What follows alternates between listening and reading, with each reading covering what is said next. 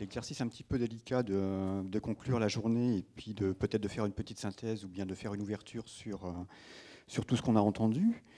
Mais moi, j'ai l'habitude de noter quelque chose et puis de le réexprimer. Peut-être que c'est des choses qui vous ont parlé aussi, qui ont fait écho dans tout ce que vous avez entendu dans la journée.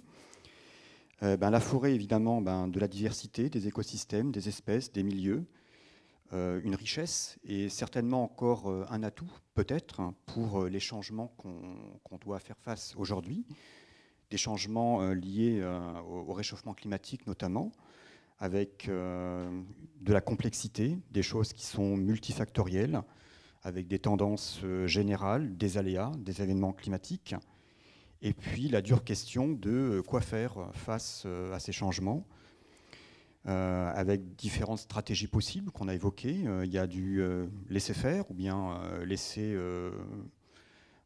agir naturellement la nature, par exemple, ou bien intervenir, avoir des compromis. On a entendu aussi, j'ai entendu éviter de faire des choix radicaux, totaux. Donc plutôt expérimenter, ne pas mettre ses œufs dans le même panier. On a entendu ça aussi.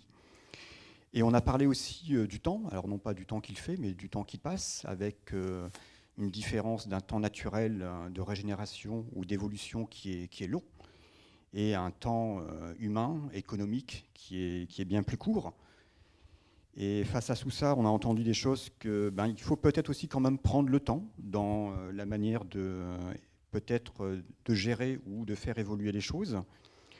On a entendu des principes, des fondamentaux, peut-être qu'il faut se réapproprier, ou bien des principes favorables qui iraient dans le bon sens.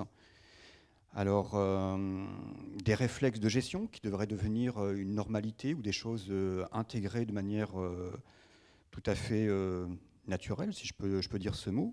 On a entendu respect du sol, on a entendu niveau raisonnable de prélèvement, on a entendu laisser le vivant en place. Et aussi, moi, ce que j'ai retenu aussi, c'est que la conscience, la prise de conscience biodiversité sur l'ensemble des acteurs, elle semble très très présente. Hein, notamment dans notre réseau associatif, on a parlé du réseau FREN pour faire accroître peut-être des réseaux ou des chaînes forestières en libre évolution, mais aussi à l'ONF avec les îlots de vieillissement, les îlots de reconnaissance, le CNPF avec les indices de biodiversité, le principe aussi bioclimsol.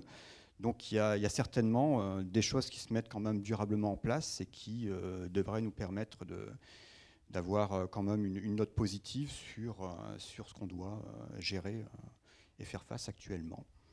Voilà les quelques mots que je voulais dire. Et puis en vous remerciant encore de votre participation, la diversité des personnes qui sont venues et puis la qualité des échanges qu'on a eus de la journée.